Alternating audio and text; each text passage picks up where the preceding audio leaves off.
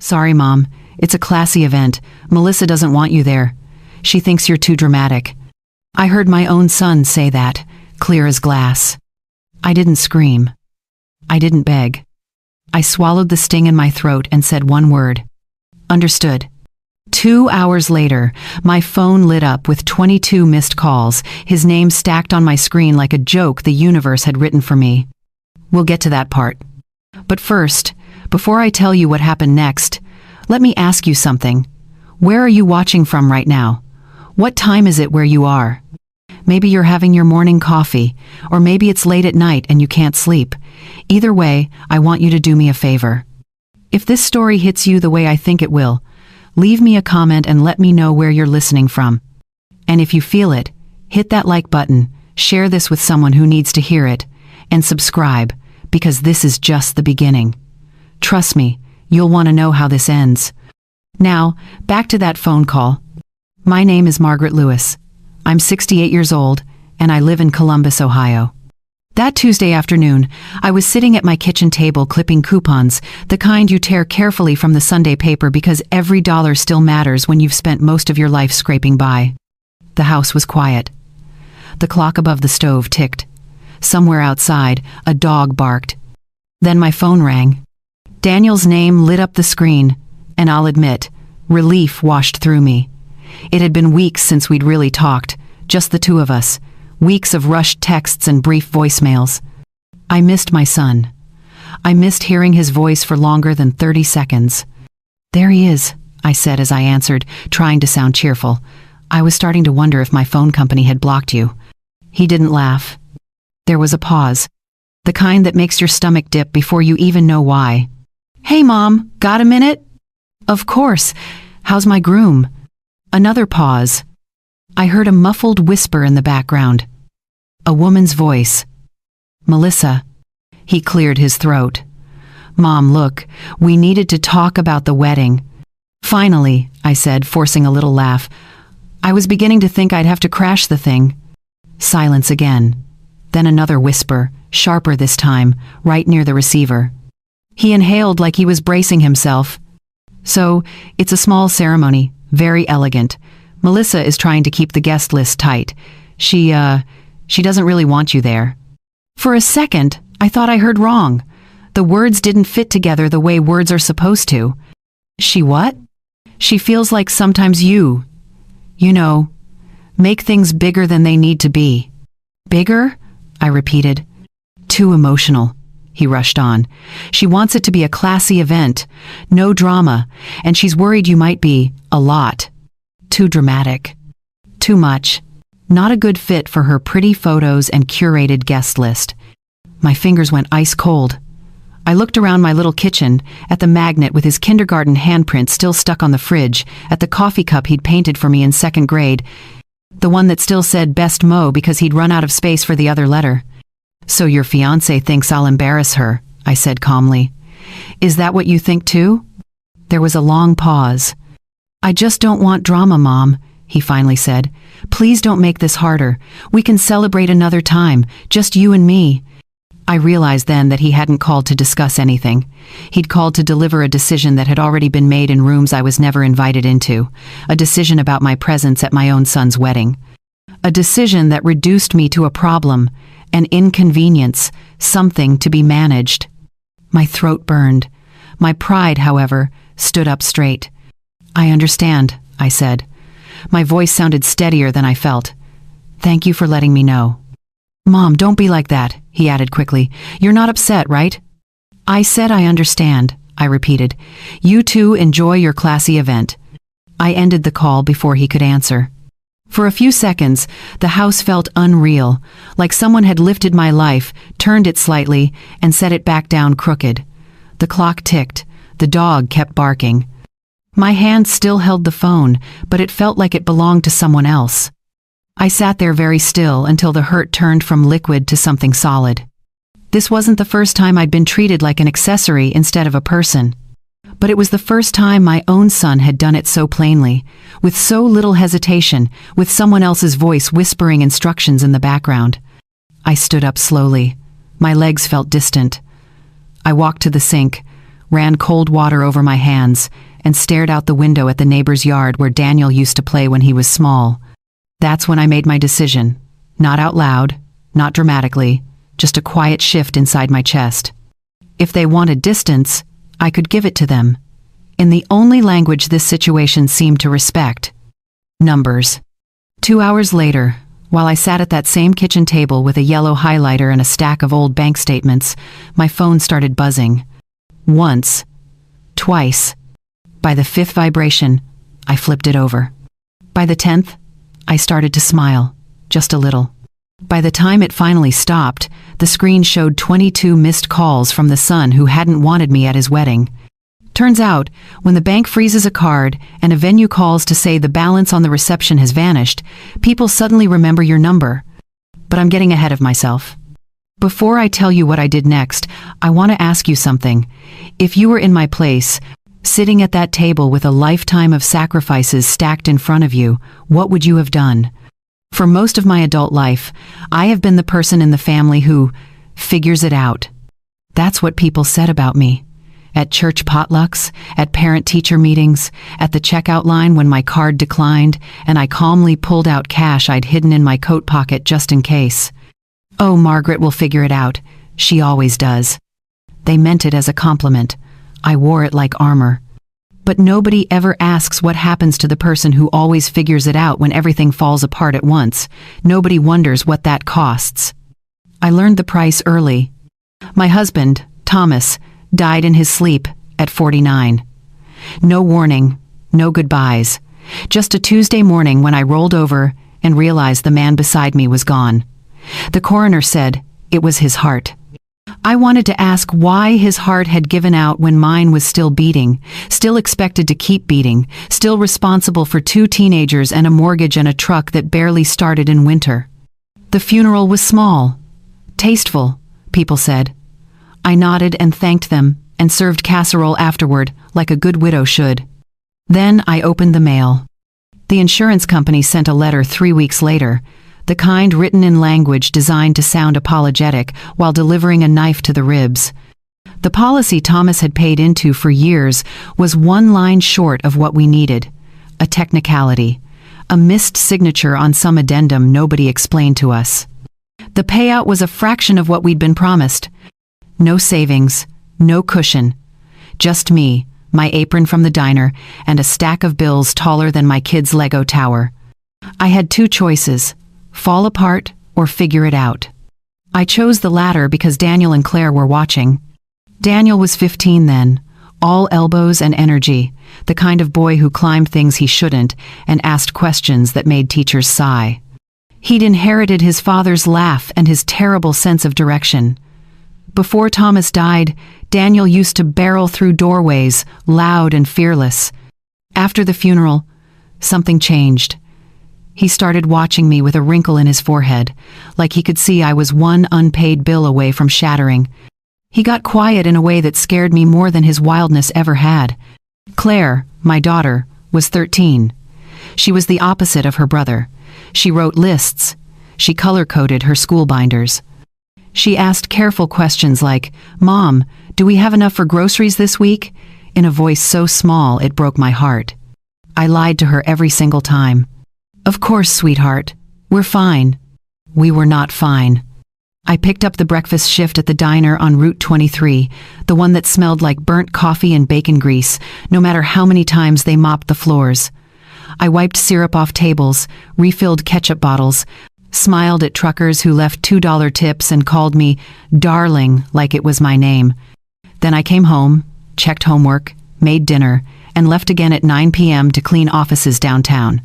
I scrubbed toilets in buildings where people made more in a week than I made in 6 months. I vacuumed conference rooms and emptied trash cans and tried not to think about how tired I was, because being tired was a luxury I couldn't afford. I did this for years. I didn't buy myself a new coat for 8 winters straight. The sleeves on my old one shined from wear and smelled faintly of coffee no matter how many times I washed it. But Daniel got new textbooks when his school switched curriculums. He got a rented tux for prom. He got gas money so he could drive to his part-time job without asking me for help. Claire got new shoes when hers wore through. She got the science camp she'd circled in the school flyer. She got birthday parties with cake, even if I baked it myself at midnight after my shift ended. They never knew how close we came to losing the house. They never knew I ate cereal for dinner 4 nights a week so they could have real meals. They never knew I cried in the car between jobs, just long enough to let it out before I drove home and pretended everything was manageable. That's what mothers do, I told myself. We figure it out. When Daniel turned 16, he came home one afternoon with an application to bag groceries at the corner store. He said he wanted to help. He said he'd pay for his own sneakers. I told him I had it covered. I never really did. But I wanted him to believe I did. I wanted both my kids to feel safe in a world that had already taken their father. If that meant I worked myself to the bone, so be it. The college acceptance letter from Ohio State came on a Saturday. Daniel opened it at the kitchen table, read it twice, then hugged me so tight my ribs popped. "I got in, Mom," he whispered, his voice cracking. I actually got in. I held him and felt the weight of what that meant. Tuition, books, dorm fees, application costs we'd already stretched to cover, a future I desperately wanted him to have and had no idea how to pay for. "I'll pay you back," he promised, pulling away to look at me, "with interest. You'll see." I laughed and said what mothers are supposed to say, the line I'd heard my own mother use, the one that sounded noble and selfless. "Family doesn't keep score, honey." He believed me. I believed me. Funny how that line keeps coming back to me now, all these years later, sitting at my kitchen table with 22 missed calls glowing on my phone screen. Because somewhere along the way, I stopped being his mother and started being his emergency fund. And the worst part is, I let it happen. I confused love with sacrifice. I confused care with cash. I thought if I gave enough, worked enough, paid enough, he'd always see me as someone worth keeping close. I was wrong. Betrayal rarely arrives all at once. It leaks in through small moments you brush off, through comments you justify, through Julie you tell yourself is natural. Maybe that's why the wedding phone call shouldn't have surprised me as much as it did. Looking back, the warning signs were there, humming in the background like a refrigerator you stop hearing until it breaks. But before I show you those signs, before I walk you through how a mother becomes a wallet and a son becomes a stranger, you need to understand one thing. I loved that boy more than my own breath. I would have given him anything. And that, as it turns out, was the problem. The year Daniel started college, I opened a second savings account at the bank on 5th Street. The teller was a young woman with kind eyes who asked what I wanted to name it. I thought for a moment, pen hovering over the form. "Project Flight," I said. She smiled like she understood, though she couldn't have. Nobody could have understood what that phrase meant to me. It wasn't about airplanes or vacations. It was about giving my son wings I never had. It was about making sure when he stepped into adulthood, he wouldn't feel the ground crumbling beneath him the way I had. I started small. $20 here, $50 there. Every tip that felt generous, every extra shift I could grab, every tax refund that came in February. I funneled it all into that account and watched the numbers grow with a satisfaction that felt almost holy. This wasn't just money. This was a cushion, a safety net, a way to say, you don't have to be afraid like I was. I kept a notebook, small and spiral-bound, tucked in the drawer beside my bed. On the cover, I wrote the same words in black ink, Project Flight. Inside, I tracked every deposit, every sacrifice, every choice I made to build something solid for him. The entries read like a diary of a woman trying to buy peace of mind. Skipped hair appointment, saved $60, added to account. Took third cleaning contract at law firm downtown, exhausted but worth it. Tax refund, $812, all of it goes to Daniel. I told myself this was temporary, that once he graduated and got on his feet, I could slow down, maybe even stop, maybe even do something for myself, though I couldn't quite imagine what that would look like anymore. College tuition ate through money faster than I'd prepared for. Even with his partial scholarship and the loans he took out, there were always gaps. Books that cost $300 for a single semester. Lab fees nobody mentioned until the bill came. An unexpected laptop failure right before finals. Every time he called with that apologetic tone in his voice, I told him the same thing. Don't worry about it, honey. I've got it covered. I refinanced the house to free up cash. I traded the crumbling truck for a used Prius that got better mileage and cost less to maintain. I picked up a fourth cleaning contract, this one in a downtown office tower that required me to work until 2 a.m. 3 nights a week. I was 56 years old, scrubbing floors on my hands and knees while business people slept in their warm beds, and I told myself it was worth it. Because Daniel was thriving. He made the dean's list. He joined a study group. He got an internship at a physical therapy clinic that turned into a job offer after graduation. He called me the day he got his acceptance, voice bright with pride, and said, "Mom, I did it. I'm going to be a physical therapist." I cried. Not because I was sad, but because I could hear the future in his voice. A good future, a stable one, the kind his father and I used to dream about on the porch before everything fell apart. After graduation, Daniel moved into a small apartment near the hospital where he worked. It was cramped and outdated, with a radiator that clanged and neighbors who fought through the walls. He never complained, but I could hear the strain in his voice when he talked about rent and student loan payments and how little was left at the end of each month. That's when I made the decision. I'd been saving for years by then. Project Flight had grown beyond what I'd imagined, thanks to a small inheritance from my aunt and the sale of a piece of land Thomas's family had left us. I sat down with my notebook and did the math.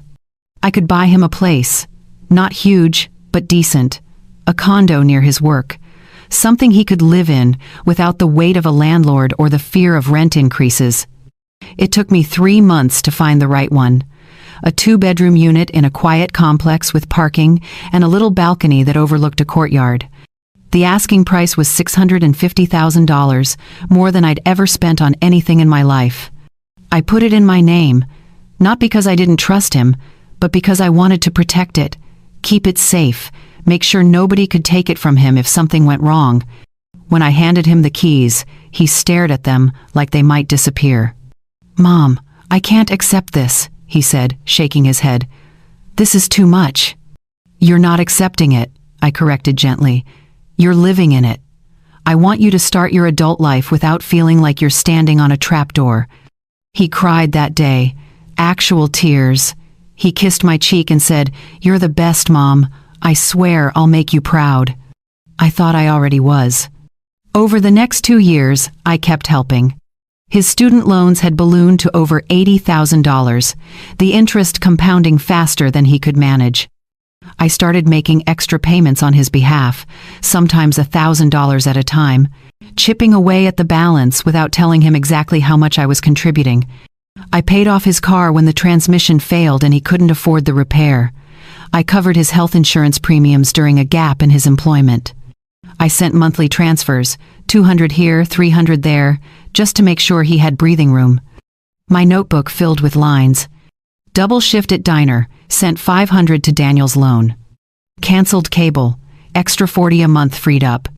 Used Christmas bonus to cover his car insurance for the year. I felt proud. Tired, yes, but proud. This was what good mothers did, wasn't it? We sacrificed, we gave, we built futures for our children even when it meant we had none for ourselves. I told myself that one day, when he was older and more settled, he'd look back and understand. He'd see everything I'd done and feel grateful. Maybe he'd even help me the way I'd helped him. "I'll make it up to you one day, Mom," he said again on his 28th birthday when I surprised him with a check to cover the last chunk of his student debt. I clung to those words like a lifeline. One day, he'd see me not as a resource, but as a person who had loved him enough to give everything. One day, he'd remember.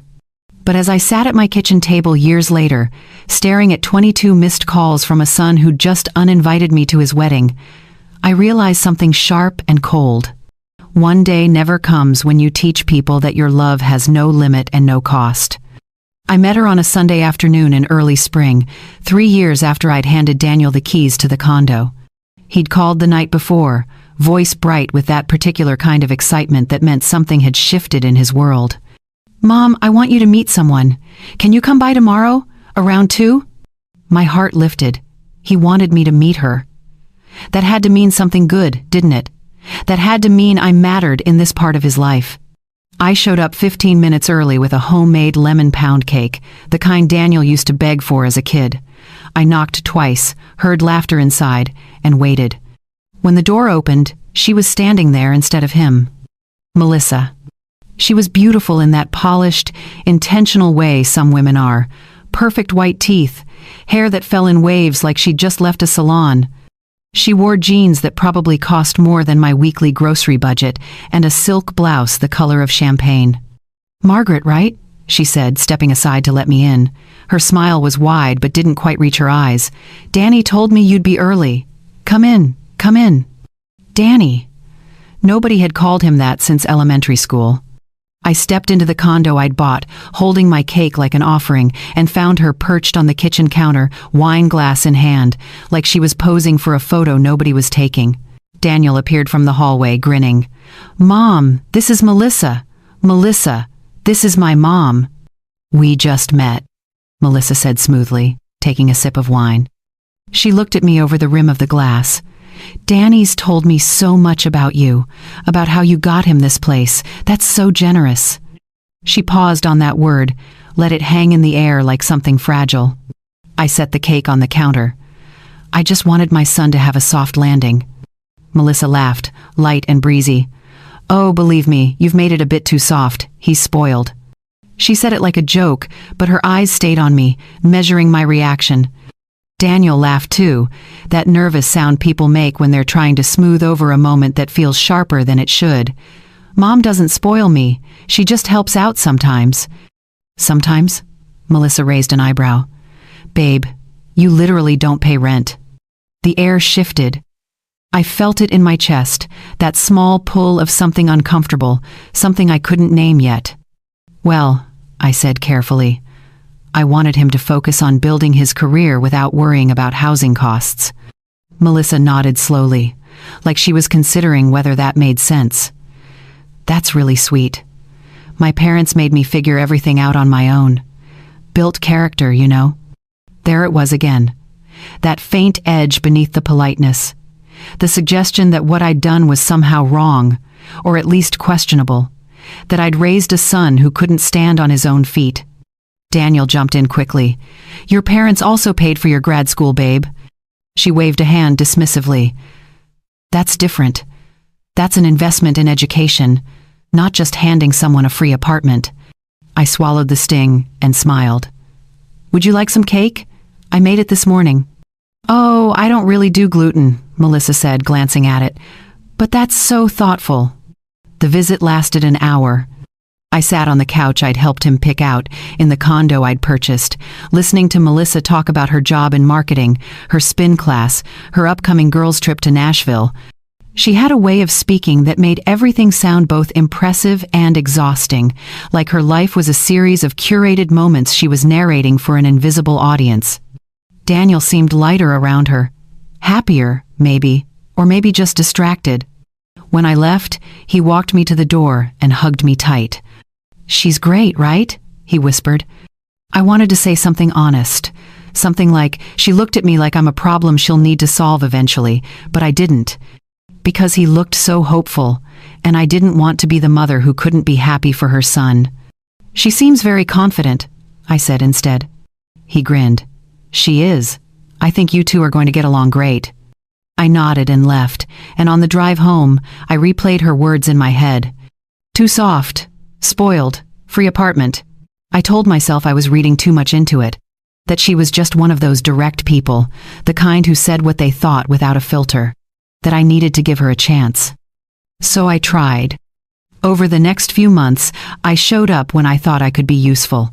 I brought casseroles when Daniel mentioned they were working late and too tired to cook. I ironed his dress shirts when their laundry room flooded and they were overwhelmed. I mailed Melissa a birthday card with a spa gift certificate inside, hoping it might soften whatever distance I felt growing between us. She texted me a thank you. Just 2 words and a smiley face. Daniel called less often. When he did, the conversations were short. "Can't talk long, Mom. We're meal prepping." "Hey, sorry, we're heading out. I'll call you later." later never came.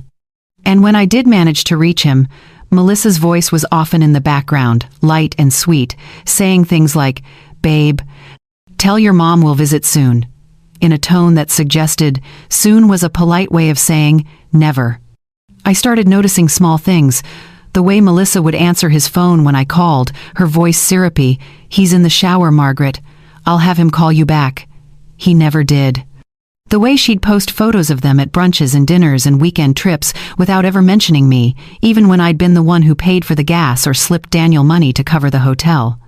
I told myself this was normal, that couples created their own worlds, that I was being oversensitive. But then there were the comments. Small ones, casual ones, the kind that felt like paper cuts. "Danny and I are trying to be more independent. You know, stand on our own. We're thinking about what it means to be a real partnership without outside help." Outside help. That's what I'd become. Not his mother. Not someone who loved him. Just outside help that needed to be phased out. I started trying harder. I sent thoughtful texts. I offered to babysit their dog when they traveled. I asked questions about Melissa's work, her hobbies, her family. I wanted her to see me as safe, as someone who wasn't a threat. But the more I tried, the more I felt like I was being evaluated, judged, measured against some invisible standard. I kept failing. Daniel didn't seem to notice. Or if he did, he didn't say anything. He just floated between us, trying to keep everyone happy, his smile growing thinner each time I saw him. And when the engagement photos appeared online, beautiful and glowing, I realized something that made my stomach turn. I wasn't being pushed out because I'd done something wrong. I was being pushed out because I'd done too much, because Melissa saw a man who'd been given everything and decided the person who gave it was the problem, not the gift. The shift happened so gradually I almost didn't notice, like watching a sunset. One moment there's light, and the next you're standing in darkness wondering when it got so cold. The phone calls changed first. Daniel used to call on Sunday evenings, our standing tradition since he'd left for college. We'd talk about his week, my week, nothing profound, just the comfortable back and forth of two people who knew each other's rhythms. Those calls used to stretch past an hour sometimes, meandering through topics until one of us finally said, "I should let you go." Then they became 30 minutes, then 20, then 10. "Hey Mom, can't talk long, we're about to head out." "Sorry, we're in the middle of meal prep, I'll call you back." He never did. And increasingly, when I called him, it wasn't his voice that answered. "Hi Margaret, it's Melissa. Danny's in the shower. He just got home from the gym, totally exhausted. I'll tell him you called. He's grabbing drinks with some friends. Want me to have him call you later?" Her tone was always pleasant, always bright. But there was something underneath it, something firm, like a door closing quietly but deliberately.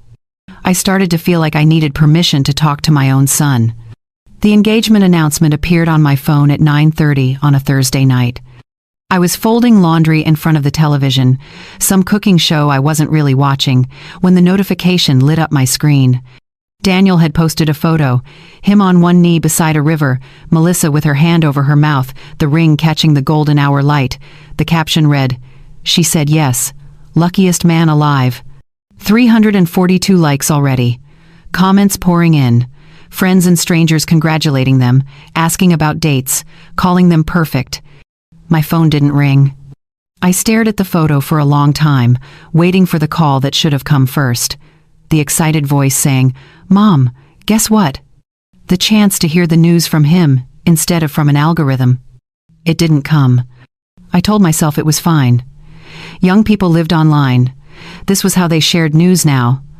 I was being old-fashioned, expecting phone calls and private moments when everything was public and immediate. I scrolled to the comment section and typed, "Congratulations, sweetheart. I love you so much. She's a lucky woman." I added a heart emoji, then deleted it, then added it again. Posted. I waited for a response. Like, anything. Nothing came. 2 days later, he finally called. I was in the middle of scrubbing the kitchen floor when my phone buzzed. "Mom, hey, sorry I didn't call sooner. It's been insane." "Congratulations, honey," I said, trying to keep my voice light. I saw the photos. They're beautiful.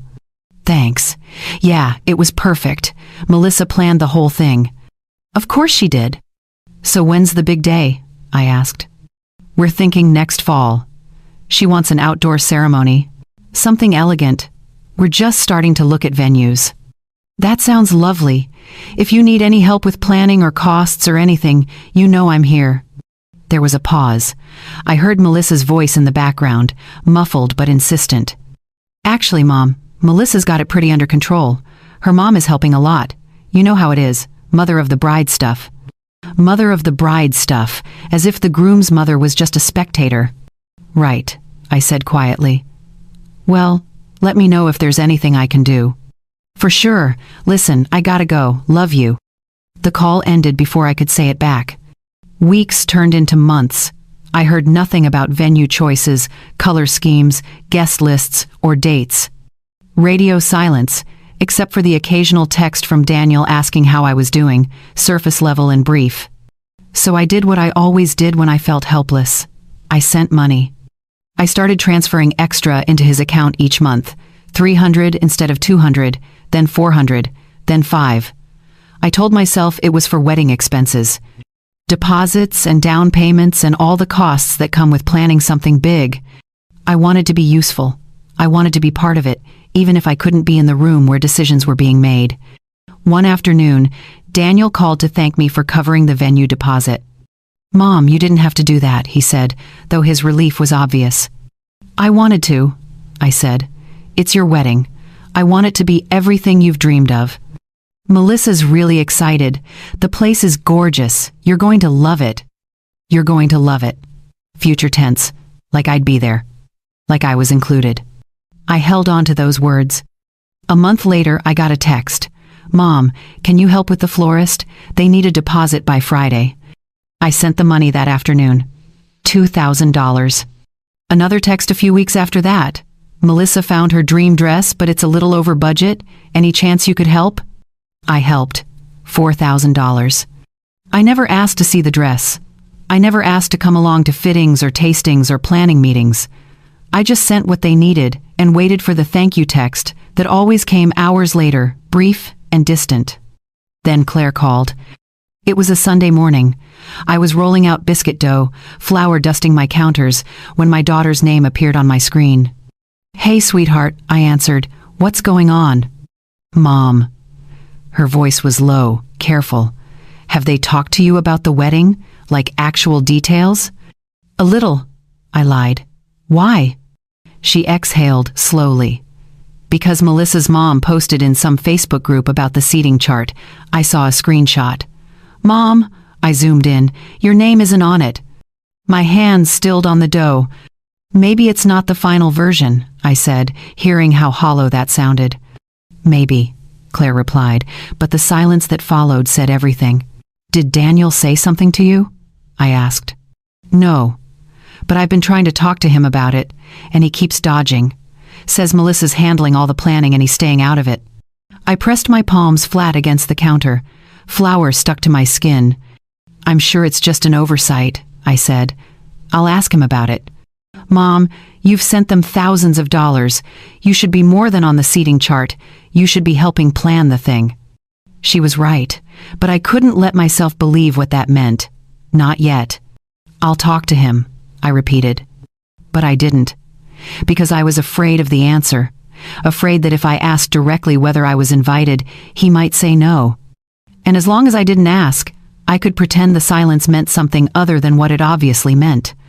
So I kept sending money, kept answering texts, kept pretending everything was fine.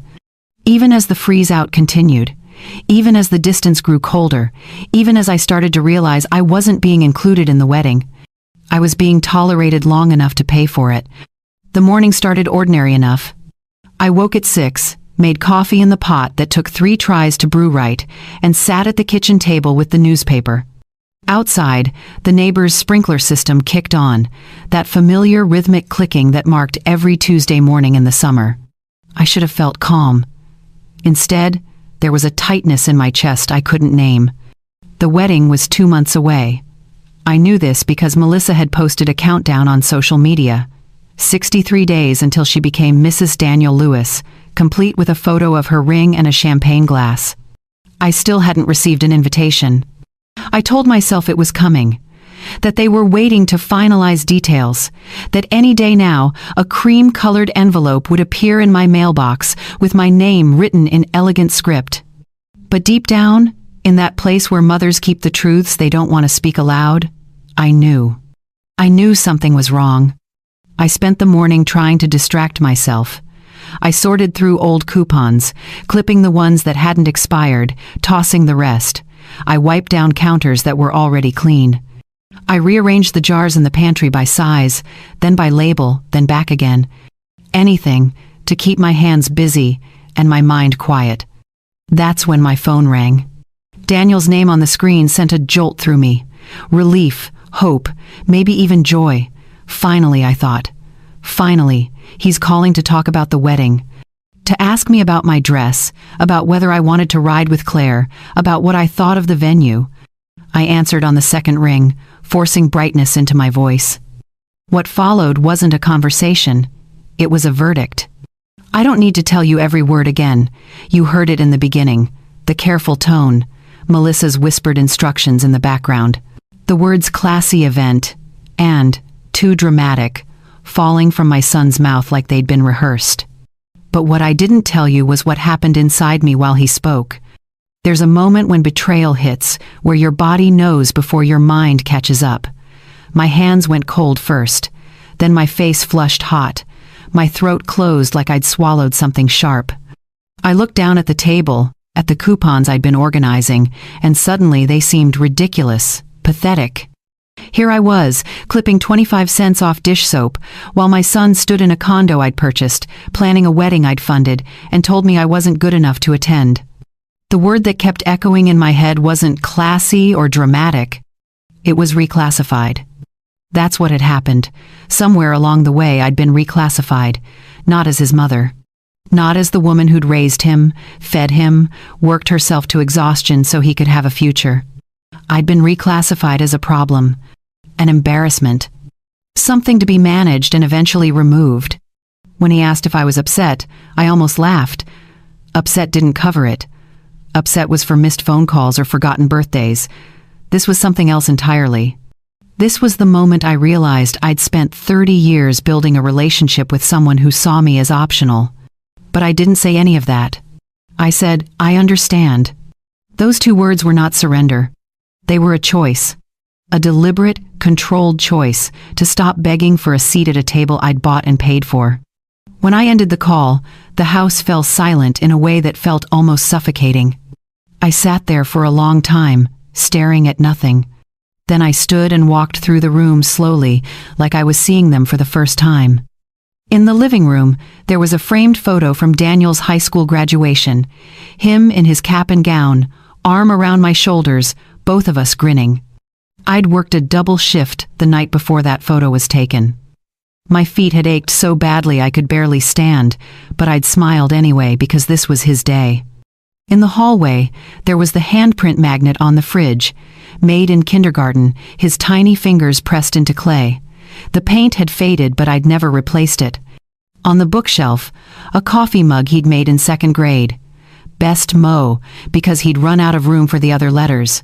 I still used it every morning. I walked into my bedroom and pulled the shoebox from the top shelf of the closet, the one labeled Project Flight. Inside were years of my life, reduced to numbers on paper, bank statements, loan payment receipts, mortgage documents, my worn notebook with its careful columns and hopeful notes in the margins. I sat on the edge of the bed and opened the notebook. Extra shift. Worth it for his future. Skipped dentist appointment. Used money for his textbooks. No vacation this year. Sent him emergency fund instead.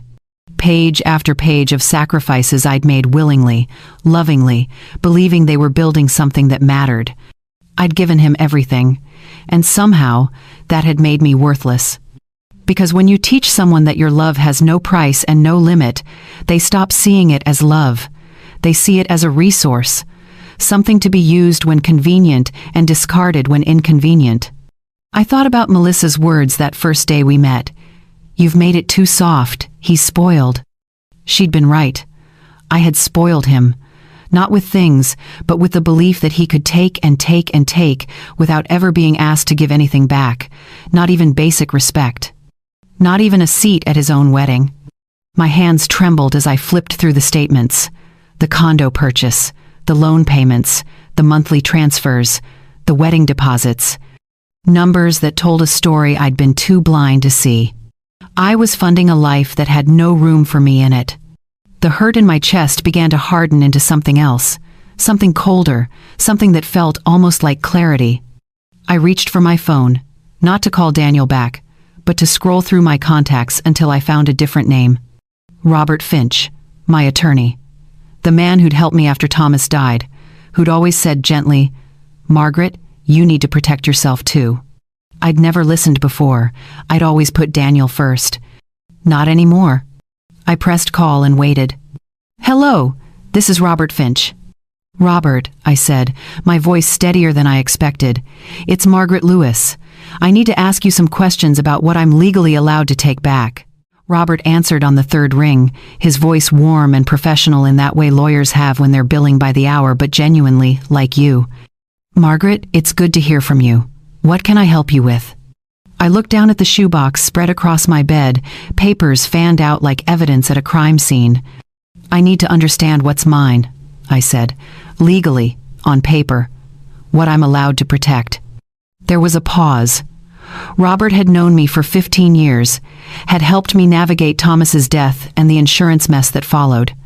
He'd drawn up my will, handled the house refinance, witnessed every major financial decision I'd made since I became a widow. "Are you all right?" he asked carefully. "I'm fine," I said. "I'm just done being taken for granted." Another pause, longer this time. Then, "Tell me what's going on." I did. Not all of it, not the emotional weight or the wedding invitation I'd never received or the word dramatic still burning in my chest. Just the facts. The condo I'd purchased in my name, the monthly transfers, the wedding expenses, the years of support that had turned into expectations. And now, I finished. I need to know what I can take back. Robert didn't speak right away. I heard the sound of papers rustling, a drawer opening. "Margaret, the condo is yours. Your name is on the deed. You're not obligated to let anyone live there. Rent-free, family or otherwise. Can I ask him to leave?" "Yes, you'd need to give proper notice. 30 days in Ohio, but yes, it's your property." I wrote that down on a scrap of paper. 30 days. What about the money I've been transferring? If it's coming from your accounts and you're the one authorizing it, you can stop at any time, no explanation required. And the wedding expenses? He exhaled slowly. If you paid deposits directly to vendors and your name is on those contracts, you can cancel them. You might lose some deposits depending on the vendor's policies, but you're within your rights. I felt something shift inside me. Not relief exactly. Something sharper. Control. "What about my will?" I asked. "What about it?" "I want Daniel removed as executor. I want to make sure if something happens to me, he doesn't have access to anything." There was a long silence on the other end. "Margaret," Robert said gently, "are you sure about this? These are significant steps. I've never been more sure of anything in my life." "All right. We can update your will, change the executor to Claire or a neutral party, adjust beneficiaries if you want, but I need to ask. Is there any chance you'll regret this in a few months when emotions settle?" I looked at the notebook in my lap, at the years of entries written in my own hand. Skipped car repair, sent money to Daniel instead. Worked through the flu, couldn't afford to miss a shift, sent extra $200. Tax refund, all of it to his student loans. "No," I said quietly, "I won't regret it." "Then let's schedule a time for you to come in. We'll go through everything, make sure you're protected." "How soon can we do this?" "I have an opening Thursday at 10. "I'll be there." After I hung up, I sat in the silence of my bedroom and started adding up numbers. The condo purchase price, $650,000. Student loan payments over 3 years, roughly $37,000. Monthly transfers for 5 years. At least $200 a month, sometimes more. $15,000, conservatively. Emergency payments. Car repairs, medical bills, insurance gaps. Another $8,000. Wedding expenses so far. Venue deposit, dress, florist, catering down payment, $12,000. I wrote it all down in careful columns, double-checking my math, making sure I wasn't exaggerating or misremembering. The total made my stomach turn. $722,000. That was a conservative estimate. It didn't include the meals I'd brought over, the gas money, the small gifts, the birthday checks, the groceries I'd bought when I visited, the furniture I'd helped pay for.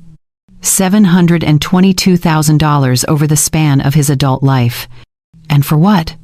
So he could stand in a home I'd purchased and tell me I was too dramatic to attend his wedding. So his fiancée could drink wine in a kitchen I'd paid for and call him spoiled while benefiting from every dollar I'd sacrificed. So I could be useful but invisible, valued but not respected.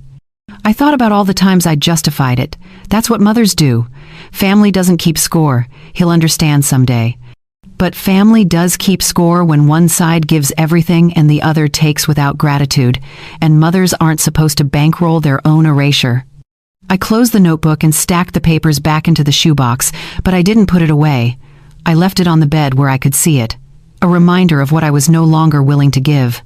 Then I opened my laptop and logged into my bank account. The automatic transfer to Daniel's account was scheduled for the following week. $250, like clockwork, like breathing. I clicked on it and read the details. Started 3 years ago. Never missed a month. My cursor hovered over the cancel button. One click. That's all it would take. I thought about calling him first, explaining, giving him a chance to apologize, to realize what he'd done, to make this right. But then I remembered his voice on the phone, the ease with which he delivered the news, the lack of hesitation, the way he'd asked me not to make things harder, as if my feelings were an inconvenience he didn't have time for. I clicked cancel. A confirmation screen appeared. Are you sure you want to cancel this recurring transfer? I clicked yes. Then I went through the rest. The shared credit card I'd given him for emergencies that he'd used for dinners and trips. I called the bank and had it deactivated. The savings account I'd set up as a cushion for him. I transferred it back to my primary account. The payment plan I'd set up with the wedding venue. I sent an email requesting cancellation and a refund of whatever portion was eligible. Every click felt like pulling a thread, watching something I'd spent years building slowly come undone. But it didn't feel destructive. It felt like taking myself back. By the time the sun set behind the houses across the street, I had dismantled every financial connection between us. No more automatic support. No more silent contributions. No more being the invisible safety net that nobody appreciated until it disappeared. I made a list of the next steps, things I'd handle in person or with Robert's help: changing the locks, formal eviction notice, updated will, documentation of everything in case he tried to claim I owed him something. I felt tired, bone tired, but also strangely light. For the first time in 30 years, I wasn't carrying anyone but myself. That's when my phone started buzzing. Once, twice, 3 times. I picked it up and saw the notifications flooding in. Declined transaction, declined transaction, declined transaction. Then the calls started. I watched his name appear on my screen. Once, twice, 5 times, 10. I didn't answer. I sat there in the growing darkness, watching the missed call notifications stack up like a tower, and I felt something I hadn't felt in years. Peace. The calls continued through the night. By the time I woke Thursday morning, there were 43 missed calls and a dozen text messages, each one more frantic than the last. Mom, call me back. Something's wrong with the cards. Mom, seriously, this isn't funny. The venue is calling about payment. Why aren't you answering? We need to talk. I deleted them without reading past the first few words. At 9:50, I was sitting in Robert's office with the shoebox on my lap and a cup of coffee going cold in my hand. His office smelled like leather and old books, the kind of place that felt serious and safe at the same time. He spread the documents across his desk, reading glasses perched on his nose. "First things first," he said, looking up at me. "The condo. You want him out?" "Yes. I'll draft a formal notice today. 30 days is the legal requirement in Ohio. After that, if he hasn't vacated, we can pursue eviction, but let's hope it doesn't come to that." "And if he refuses to leave?"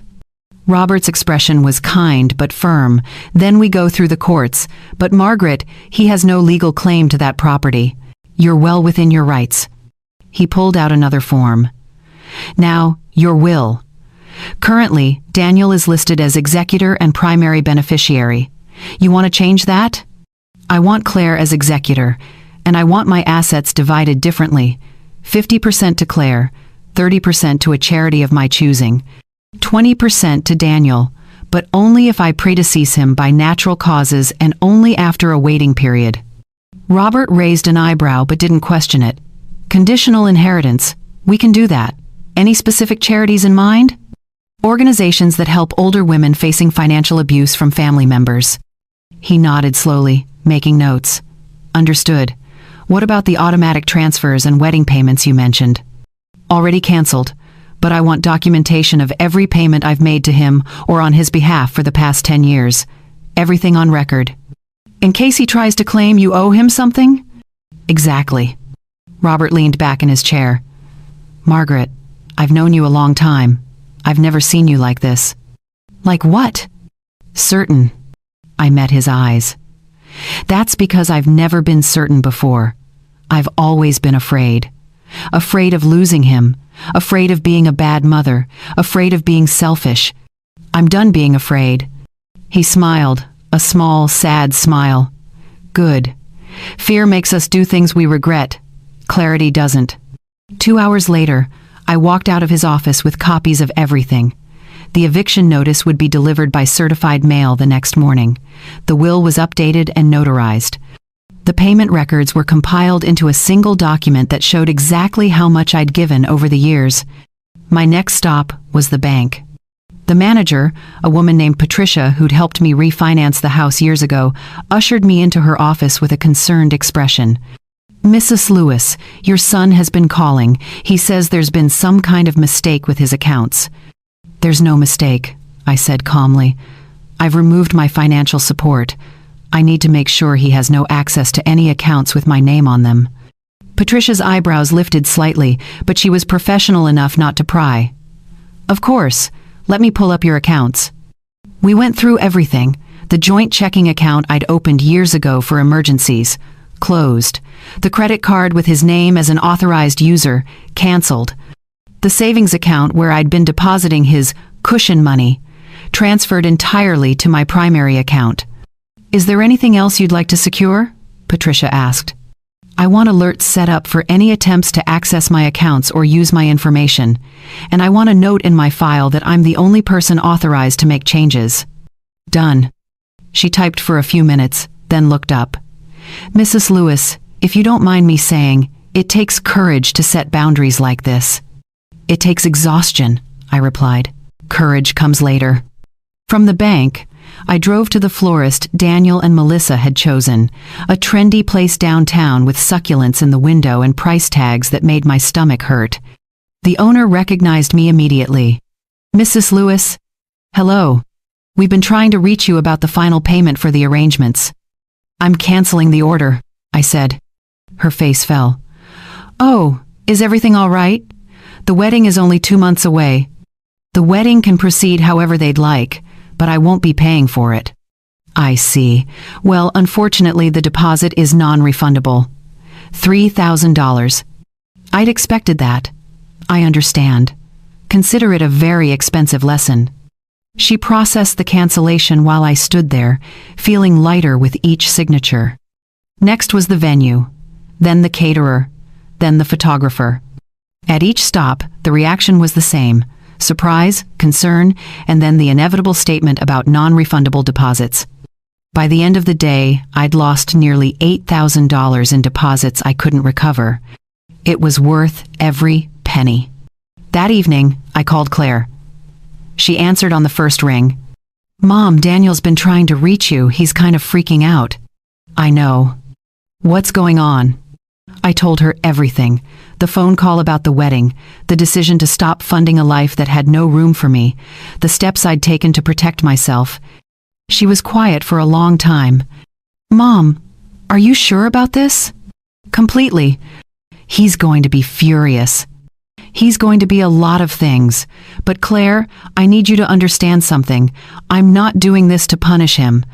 I'm doing this because I finally realized that love without respect isn't love at all. It's just servitude. I get it, she said softly. I just wish it hadn't come to this. So do I. Do you want me to talk to him? No, this is between him and me, but I need to know you're okay with the changes to my will. You made me executor? Yes, and I've left the majority to you with a portion to charity. Mom, you don't have to do that. I want to. You've never asked me for anything, Claire. You've never treated me like an ATM or made me feel like my worth was tied to my wallet. That matters. I heard her breath catch. I love you, Mom. I love you too, sweetheart. After we hung up, I sat in the quiet of my living room and felt the weight of the week settle over me. Tomorrow, Daniel would receive the eviction notice. Tomorrow, he'd realize this wasn't a mistake or a momentary anger. Tomorrow, he'd understand that I was serious. But tonight, for the first time in longer than I could remember, I wasn't waiting for his call. I wasn't hoping for his approval. I wasn't trying to earn my place in his life. I was simply existing, whole and separate, on my own terms. The phone buzzed one more time. His name flashed across the screen. I turned it off and went to bed. The wedding was scheduled for 3 p.m. on a Saturday in late September. I woke that morning to sunlight streaming through my bedroom window and the sound of birds arguing in the oak tree outside. For a moment, before I fully opened my eyes, I forgot what day it was. Then I remembered. Today was the day my son was getting married without me. I expected the thought to hurt more than it did. Instead, I felt strangely calm, like I'd already grieved this loss in the weeks leading up to it and had nothing left to mourn. I got out of bed, made coffee, and sat at the kitchen table with the newspaper, the crossword puzzle, local news about a farmer's market opening downtown, an article about autumn festivals in nearby towns. Normal, quiet, mine. At 9, I called my friend Linda from church and asked if she wanted to catch the early matinee at the theater on Broad Street, some romantic comedy that had decent reviews. She said yes without asking why. I was suddenly free on a Saturday afternoon. I appreciated that about Linda. She never pried.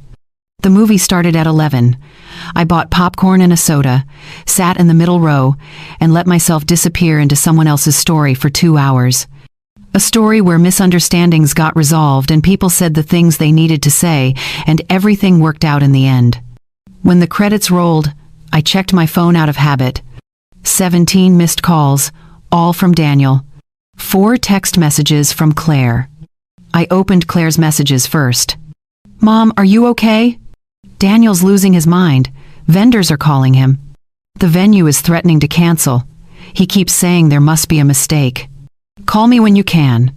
I typed back a simple response. I'm fine. At the movies. Talk later. Then I scrolled to Daniel's messages. I didn't read them. I didn't need to.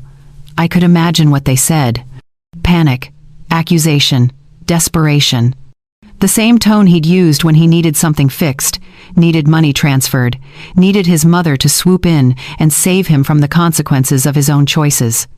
But this time, I wasn't swooping. Linda and I had lunch at a small cafe near the theater. She ordered a salad. I had soup and bread, and we talked about her grandkids and the new pastor at church and whether the library's book club was worth joining. She didn't mention the wedding. If she knew about it, she was kind enough not to ask. My phone buzzed 3 more times during lunch. I turned it face down and focused on my soup. At 2:30, I was home, changed into comfortable clothes, and sitting in my backyard with a book I'd been meaning to read for months. The sun was warm, the air smelled like cut grass, and somewhere down the street, kids were laughing. It should have been strange, being this calm on a day that was supposed to matter so much. But it wasn't, because I'd already decided what mattered, and it wasn't watching my son marry someone who'd convinced him I was an embarrassment. At 3:15, my phone rang again. I glanced at the screen. Daniel. I let it ring through to voicemail. At 3:20, it rang again. Again. I let it go. By 4 o'clock, the missed calls had climbed to 22. 22. The number felt almost poetic, like the universe was underlining the irony of a son who'd gone weeks without calling me, now unable to stop. Claire called at 4:30. This time, I answered. "Mom," she said, her voice tight. "It's a disaster." "What happened?" "The venue coordinator showed up and said the final payment never went through. Melissa's mom tried to use a credit card, but it was declined. Daniel's cards aren't working either. They're scrambling to figure out how to pay for everything. And the ceremony? It happened, kind of. They moved it to the gazebo outside because they couldn't use the indoor space without payment. Half the guests left early because there's no reception. The caterer packed up and left. The photographer is refusing to hand over the pictures until someone pays him." I should have felt triumphant, vindicated, some rush of satisfaction at watching everything fall apart. Instead, I just felt tired. "How's Daniel?" I asked quietly. "Furious, embarrassed. Melissa's crying. Her mother keeps making phone calls, trying to fix things. Daniel keeps saying this is all a mistake, that you wouldn't do this on purpose." "But it's not a mistake." "No," Claire said. "It's not." There was a pause.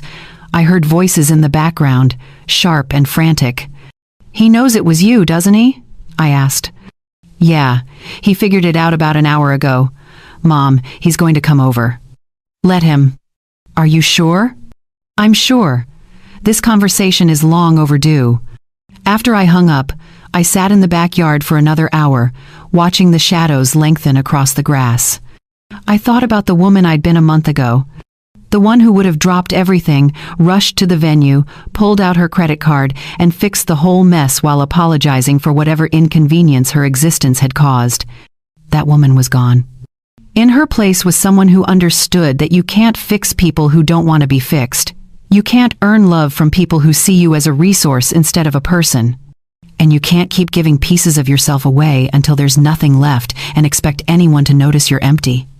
The sun set in shades of orange and pink. The air cooled. Crickets started their evening song. My phone stayed silent. At 8, I went inside, locked the doors, and made myself a cup of tea. I sat at the kitchen table with the newspaper crossword I'd abandoned that morning and filled in the remaining squares. 12 across. Boundary. 5 letters. Limit. I wrote it in carefully, the letters fitting perfectly into their spaces. Then I turned off my phone completely, something I almost never did, and carried my tea upstairs. For the first time in years, I slept deeply. No dreams, no interruptions, no wondering if someone needed something from me. Just sleep, quiet and complete. When I woke the next morning, I knew 2 things with absolute certainty. Daniel would come to my door, and I was ready. They came on Tuesday. I was in the garden, pulling weeds from around the tomato plants I'd neglected all summer, when I heard the car door slam. Then another. 2 doors, 2 people. I didn't look up. I kept working, my hands deep in the soil, watching an earthworm tunnel back into the dark. Footsteps on the driveway, fast and heavy. Then the doorbell. Once, twice, 3 times in rapid succession, the kind of ringing that said patience had already run out.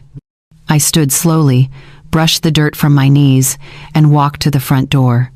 Through the frosted glass, I could see their shapes. Daniel, tall and rigid. Melissa beside him, arms crossed. I opened the door. Daniel's face was red, his jaw tight. He looked like he hadn't slept. Melissa's makeup was perfect, but her eyes were cold, assessing me like I was something she'd stepped in. "Mom," Daniel said, his voice shaking. "We need to talk." "All right," I said calmly. "Come in." They stepped inside like they owned the place, Melissa's heels clicking on the hardwood floor I'd refinished myself 5 years ago. We stood in the living room. I didn't offer them seats. This wasn't a social call. "What you did was unforgivable," Daniel started, his hands clenched at his sides. "You humiliated us. You ruined our wedding. Do you have any idea what that day was supposed to mean?" "I have some idea," I said evenly, considering I paid for most of it. Melissa's eyes flashed. "You pulled funding at the last second like some kind of petty control freak. We had guests there, Daniel's colleagues, my family. Do you know how embarrassing it was when the venue coordinator announced there was a payment issue?" "I imagine it was very embarrassing," I replied.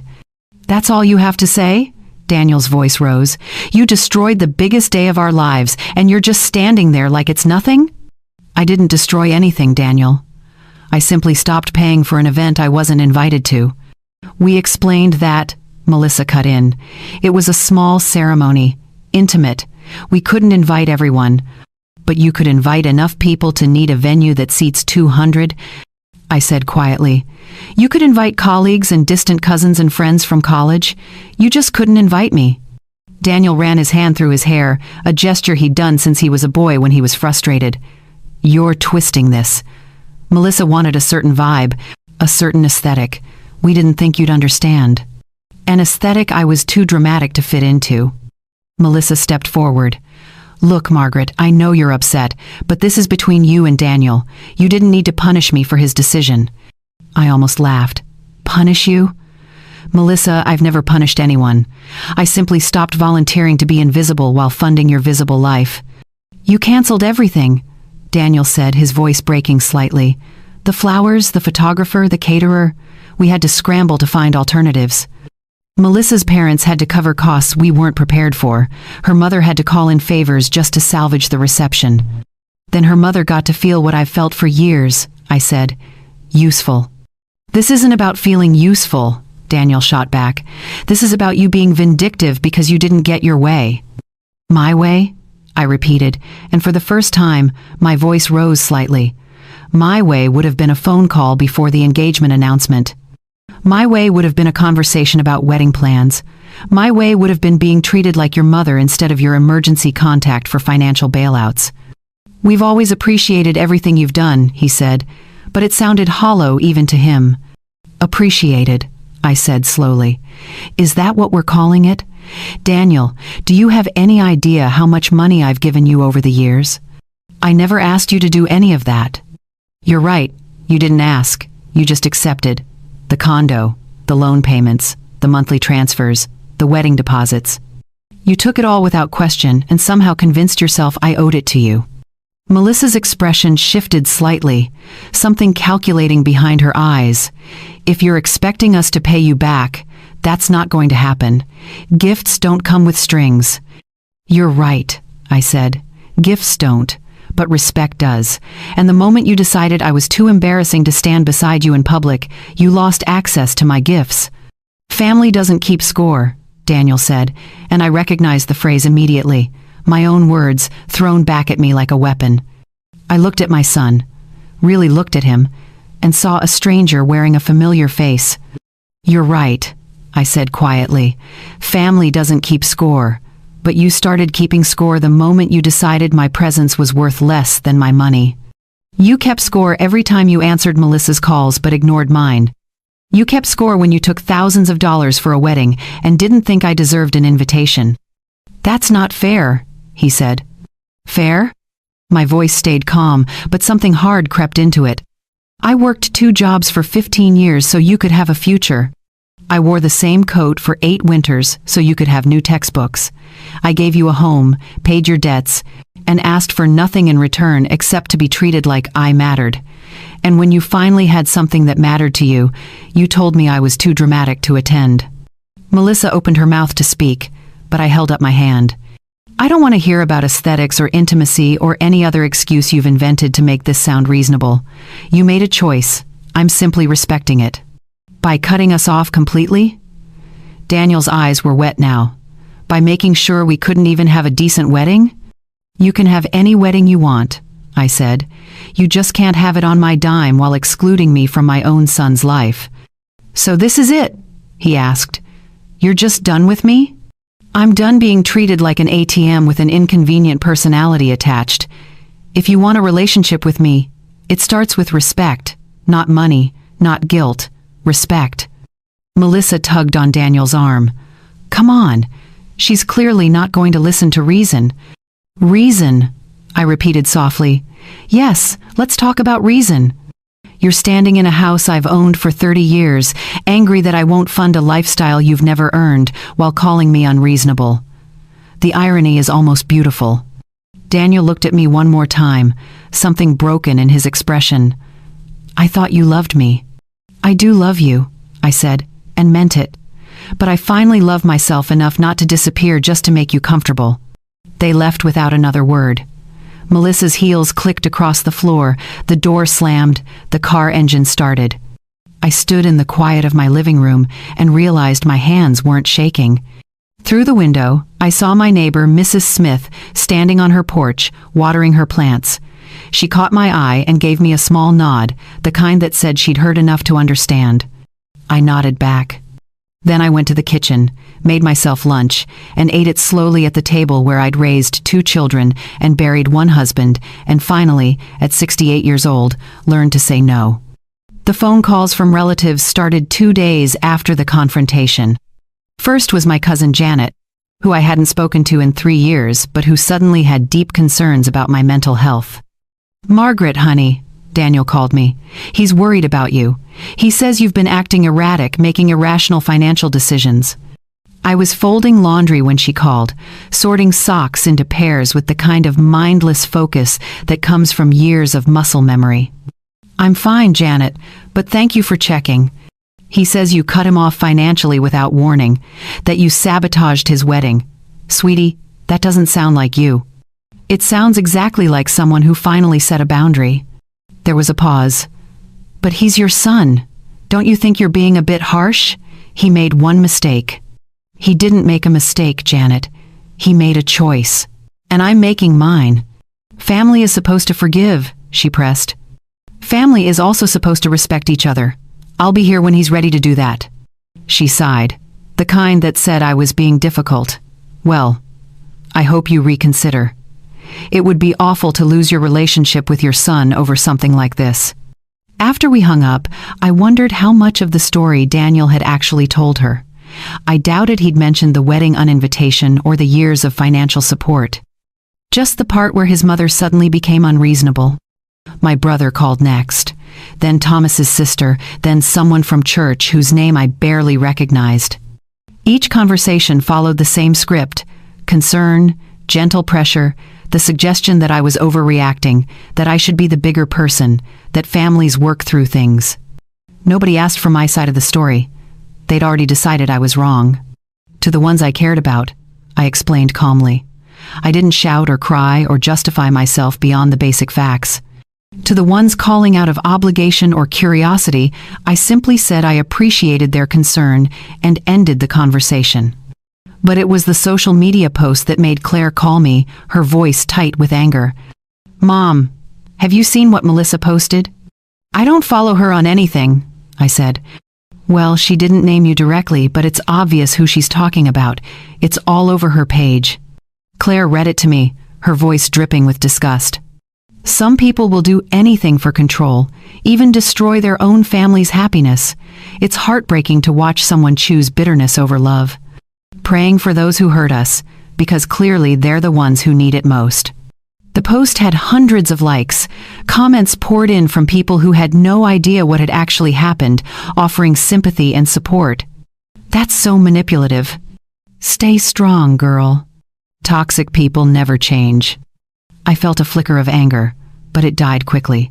What did I expect? That she'd tell the truth? That she'd admit they'd uninvited me to a wedding I'd largely funded? Let her post whatever she wants, I told Claire. People who know me will ask for my side. People who don't aren't worth worrying about. But Mom, she's making you look like a villain. Only to people who were never going to understand anyway. Still, the comments stung. Strangers calling me toxic. Friends of Melissa's sharing the post with their own commentary about entitled parents and ungrateful older generations. Daniel shared it with a simple comment. Sometimes the people you love the most hurt you the deepest. I stared at those words for a long time. He really believed he was the victim in this story. A week later, I received a letter from an attorney I didn't recognize. My stomach dropped when I opened it, but Robert had prepared me for this possibility. The letter claimed that the condo had been given to Daniel as a gift, that I had no right to evict him, and that my sudden withdrawal of financial support constituted emotional and financial abuse. I read it twice, then called Robert. "They're threatening legal action," I said, keeping my voice steady. "Let me see it." I took a photo and sent it to him. 5 minutes later, he called back. "This is a scare tactic. The condo is in your name. The deed is clear. They have no case." "What about the financial abuse claim?" "Ridiculous. You're under no legal obligation to support an adult child. You can give or withdraw financial help as you see fit. This letter is designed to intimidate you into backing down." "I'm not backing down." "Good. I'll draft a response. We'll make it clear that any further harassment will be met with legal action of our own." When I hung up, I felt a strange mix of relief and sadness. It had come to this: lawyers and threats and strangers on the internet deciding who was right based on a curated version of events. But I wasn't alone. Claire posted her own response a few days later. Not a long essay, just a simple statement. There are always two sides to every story. Before you judge someone, maybe ask yourself if you know the whole truth. She didn't tag anyone, didn't elaborate, but people started asking questions. One of Daniel's friends, someone I'd met at a graduation party years ago, sent me a private message. "Mrs. Lewis, I don't know what happened between you and Daniel, but I wanted you to know that some of us remember how much you've done for him. Whatever this is, I hope you two work it out. But I also hope he remembers who was there when it mattered." It was a small kindness, but it made my eyes sting. Not everyone had been swayed by the narrative Daniel and Melissa were spinning. The calls from relatives slowed after a few weeks. Either they got tired of trying to change my mind, or they realized I wasn't the hysterical woman Daniel had described. The social media posts continued for a while, vague complaints about betrayal and family drama, but eventually those faded too. What didn't fade was the silence between me and my son. No calls, no texts, no attempts to actually talk about what had happened or why. Just the echo of accusations and the weight of a relationship that felt more broken than I'd ever imagined possible. One evening, as I sat on my back porch watching the fireflies blink in the growing darkness, I thought about what reconciliation would even look like. An apology, certainly. A real one. Not, "I'm sorry you were hurt," but "I'm sorry I hurt you." Accountability. An acknowledgement that what he'd done was wrong, not just inconvenient for me. Changed behavior. Proof that he saw me as more than a source of money or convenience. But even if all those things happened, I wasn't sure I could go back to the way things were. Because the way things were had nearly destroyed me. I'd spent 30 years being the person who fixed everything, who gave endlessly, who swallowed hurt to keep the peace. I couldn't do that anymore. Not even for my son. Especially not for my son. As the last of the daylight faded and the stars began to appear, I made myself a promise. I would leave the door open for reconciliation, but I would never again beg someone to walk through it. Not even him. 9 months later, I bought myself a new coat. It sounds like such a small thing, doesn't it? But when I slipped my arms into the sleeves, felt the weight of the wool, saw myself in the dressing room mirror in something that wasn't worn thin at the elbows, I almost cried. The saleswoman asked if it fit all right. "It's perfect," I said, and I meant it. That coat became a symbol of everything that had changed, not just in my closet, but in my life. The condo situation resolved itself more quietly than I'd expected. Daniel moved out 3 weeks after receiving the eviction notice, leaving the keys on the kitchen counter without a word. I hired a cleaning service, repainted the walls, and listed it as a rental property. A young nurse named Keisha signed a lease 2 months later. She reminded me a little of Claire, organized and thoughtful, the kind of person who sent the rent check 5 days early and texted to ask if she could plant flowers in the courtyard. The rental income went into a new account, one I labeled Margaret's Future in my banking app. I used some of it for things I'd denied myself for years. A weekend trip to Niagara Falls with Linda, a pottery class at the community center that met Thursday evenings. A standing monthly donation to an organization that helped older women escape financial abuse from family members. That last one mattered most. I'd found the charity online while researching my own situation, stumbled across stories from women who'd given everything to their children or grandchildren, only to be discarded once the money ran out. Women who'd lost their homes, their savings, their dignity. I read their stories and saw myself in every single one. So I gave. Not just money, but time. I started volunteering twice a month, helping women navigate legal resources, sitting with them while they made hard phone calls, reminding them that setting boundaries wasn't selfish. One woman, Patricia, was 72 and had been living in her car after her son sold her house out from under her using power of attorney. She cried in my arms the day she signed the lease on a small apartment funded by emergency assistance. "I thought loving him meant letting him take everything," she whispered. "I know," I said. "I thought that too." Helping her felt like saving a version of myself I might have become if I hadn't finally said no. My relationship with Claire deepened in ways I hadn't expected. We started having lunch every other Sunday, long conversations that wandered from books to politics to the complicated grief of watching someone you love make choices that hurt you. She never pushed me to reconcile with Daniel. She understood that some fractures don't heal just because time passes. As for Daniel, the silence stretched on. 3 months after the wedding, he sent a single text. "Can we talk?"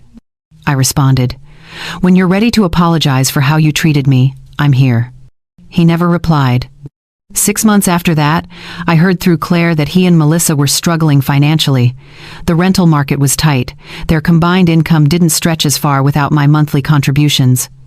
They'd moved to a smaller apartment, sold the car I'd helped him buy, were living a version of adulthood I'd tried so hard to protect him from. Part of me ached for him. The mother in me wanted to fix it, to send money, to make it easier. But the woman I'd become knew better. Struggle wasn't cruelty. It was education. And he needed to learn what I'd known my whole life. That security isn't given. It's built. And you can't build anything real on someone else's sacrifice. I thought about that first phone call often. The way his voice had sounded when he told me I wasn't invited. The word dramatic echoing in my kitchen. The 22 missed calls that had piled up hours later when he'd realized what my absence actually cost. That moment had been a gift, even though it hadn't felt like one. It had forced me to see what I'd been avoiding for years. That I'd confused love with transaction. That I'd taught him my worth was measured in dollars, not dignity. That I'd given so much of myself away there was almost nothing left. But here's what I learned in those 9 months of silence and rebuilding. You can love someone and still refuse to let them destroy you. You can grieve a relationship without regretting the boundaries that ended it. You can be a good mother without being an endless well of resources. And you can start over at 68 with nothing but your name and your self-respect and build something worth living. I wasn't rich. The rental income helped, but I still worked part-time at the library, still clipped coupons, still watched my budget carefully. The difference was, now I was doing it for me. I bought a small television for my bedroom, subscribed to a streaming service, took myself to dinner on my birthday and ordered dessert without checking the price. I planted a garden that grew more than I could eat and gave vegetables to my neighbors. I joined the book club at church. I said yes to invitations I used to decline because I was too tired or too worried about money. I lived, not extravagantly, not recklessly, but fully, as myself, without apology. One afternoon in early spring, almost a year after that devastating phone call, I was sitting on my porch with a cup of tea when Mrs. Smith from next door came over. "Margaret, I've been meaning to tell you something," she said, settling into the chair beside me. "What's that?" "You look different. Lighter, somehow." I thought about that for a moment. "I feel lighter." "Good," she said. "You deserve it. I watched you carry the weight of that boy for years. I'm glad you finally put it down." We sat in comfortable silence, watching the neighborhood kids ride bikes in the street, their laughter floating on the warm air. I thought about what advice I'd give to someone in my position a year ago. Someone sitting at a kitchen table, heartbroken, wondering if setting boundaries made them a bad mother. I'd tell them this: Love cannot be proven with receipts. Parents are not ATMs with inconvenient emotions attached. And if someone treats you like an accessory while taking everything you have, at some point you have to stop paying the bill. Not out of spite, not out of revenge, but out of the simple recognition that you matter too, that your life has value beyond what you can provide. That being needed is not the same as being loved. I don't know if Daniel and I will ever repair what broke between us. Some days I hope we will, other days I accept that we might not. But either way, I'm going to be okay. Because I finally learned the lesson I'd been trying to teach him his whole life. How to stand on your own 2 feet. So before I go, I want to ask you the same thing I asked at the beginning of this story. If someone you love treats you like you're only valuable when you're useful, when you're paying, when you're quiet and convenient, at what point do you finally stop funding your own erasure? Think about that. And if this story meant something to you, if you felt it in your chest the way I felt it in mine, leave me a comment. Tell me where you're watching from. Tell me if you've ever had to choose between being loved and being respected. Hit that like button. Share this with someone who needs to hear it. And subscribe. Because every one of us has a story about the moment we finally chose ourselves. This was mine. My name is Margaret Lewis. I'm 68 years old. I live in Columbus, Ohio. And I'm not anyone's backup plan anymore.